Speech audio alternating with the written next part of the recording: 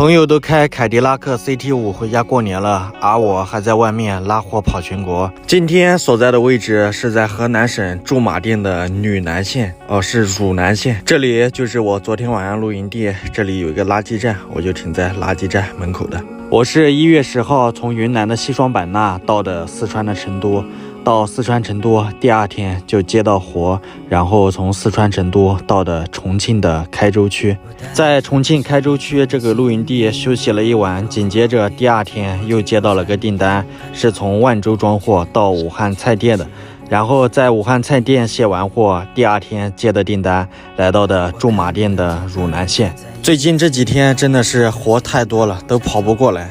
太烦了。其实这次来驻马店还有一件事，就是来驻马店把我的车子修一下。驻马店这边我认识一个专门修全顺的，还是比较专业的，所以到他这边来把车子整备，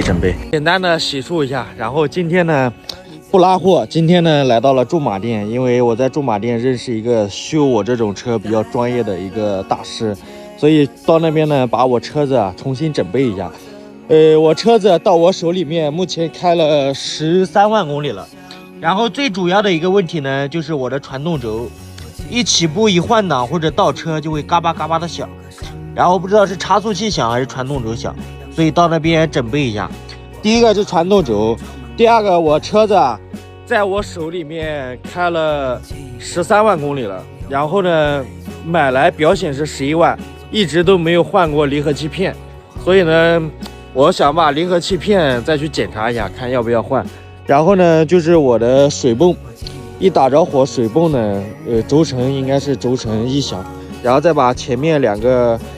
前轮保养一下，然后再看他那边有没有大师做4轮定位的，因为我这个车吃胎比较严重，也还行吧。这个轮胎看，这个轮胎目前跑了13万了，买回来就换的轮胎。到现在还有花纹，但是已经快到极限了。看这边吃胎吃的，所以呢，找一个大师把4轮定位做一下，然后呢，再把轮胎换一下。已经到了修理厂，然后找老板聊聊天，看我这车咋修嘛。到这边把前轮先做个保养，然后再把传动轴拆下来看一看。刚才检查了，是有一个十字节有问题，其他没什么太大的问题。这个是换下来的十字节，这地方都磨出印了，现在正在换。车子修好了，离合器片没换，就保个轮，然后换了一个传动轴十字节。换完东西，然后在驻马店这边找了一家自助洗车的，9块9，然后给车子洗了一下，然后把上面箱子挪了个位置，这些东西全部给它收拾一遍。车里面现在看着就利索多了，这里面全部都擦干净了，前面也全部整干净了，漂亮的很。今天呢本来想给车子大的整备一下，但是呢去检查了，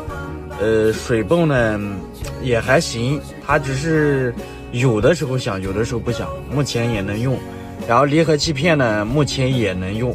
因为我们经常是跑高速跑的比较多，正常都是1000公里下来也不会踩几下离合，所以呢先用着。